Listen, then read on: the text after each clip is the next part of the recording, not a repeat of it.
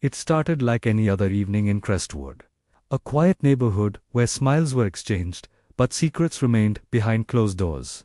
Families were making dinner, kids were playing in their yards, and the porch lights blinked on, one by one. No one on this peaceful street could have imagined that a horrifying truth was living right next door. When Anna stopped answering her phone, her friends just thought she was busy, but when she didn't show up for work the next day, alarm bells started ringing. Her front door was locked, her car sat untouched in the driveway, and every call went straight to voicemail. The police were called in, and what they discovered inside sent a wave of fear through the entire community. Anna was gone. There was no sign of a struggle, no blood, no forced entry.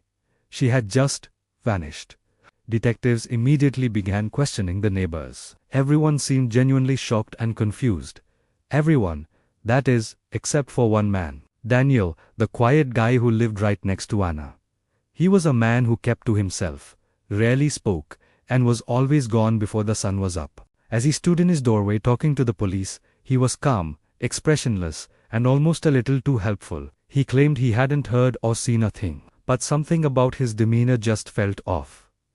Days turned into a week. A sense of panic gripped the neighborhood. Parents kept their children inside, and residents began double-locking their doors. The police pored over hours of security footage, re-interviewed everyone, and followed one dead-end lead after another. The case felt like it was falling apart till one tiny detail changed everything. A security camera from a house 2 doors down had captured something strange. At 2:47 in the morning, on the night Anna disappeared, her porch light flickered, and in the background, almost invisible in the deep shadows, a figure moved from Anna's backyard directly into Daniel's. The movement was quick, controlled, almost as if it had been practiced. The camera's resolution was poor, but the posture, the silhouette, it was just enough. Detectives decided to pay Daniel another visit. This time, he was visibly nervous. His eyes darted around, his hands trembled, and his answers became clipped and short. Something was definitely wrong. While one team of officers distracted him with questions at the front door, another team quietly began searching the area behind his house. That's when they noticed a patch of freshly disturbed soil right near his shed. The shed itself was locked, and Daniel insisted he'd lost the key.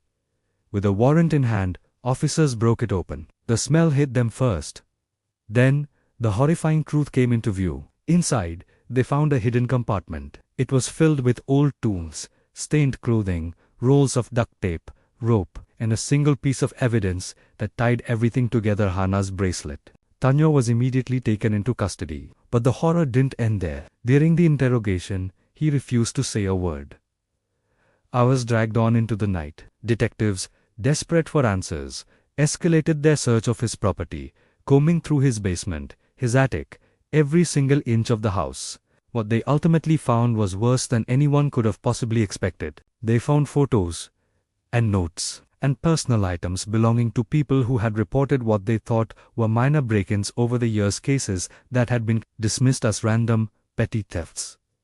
Daniel wasn't just a quiet neighbor. He had been watching everyone, studying them, learning their routines. And Anna wasn't his first target. She was just the first one who hadn't managed to escape. When officers finally located Anna in an abandoned storage facility he had rented under a fake name, she was alive, traumatized and weak, but alive. She told investigators she never could have imagined that the quiet man next door had been watching her every move for months. She had seen him dozens of times, exchanged polite greetings, never knowing that behind every simple smile was a predator. The news stunned the entire town. The man they all greeted at the mailbox, the man who waved at their children, the man who once helped an elderly neighbor carry in her groceries, had been methodically planning something monstrous right under their noses.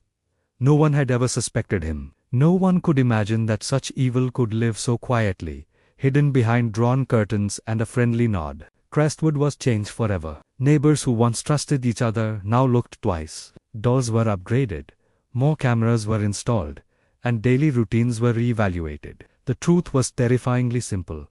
Sometimes, the most dangerous person isn't a stranger lurking in the dark, but the neighbor living just a few steps away. As officers led Daniel away in handcuffs, his face completely empty of emotion, one chilling thought echoed through the neighborhood: how many more secrets had he buried? And how long had he been waiting for the perfect moment to strike? In the end, It wasn't his words, his actions, or even a mistake that exposed him. It was the one thing he hadn't considered. Cameras never sleep, and walls no matter how thick can't hide the truth forever. Thanks for watching. Don't forget to like and subscribe for more stories that remind us to always stay vigilant.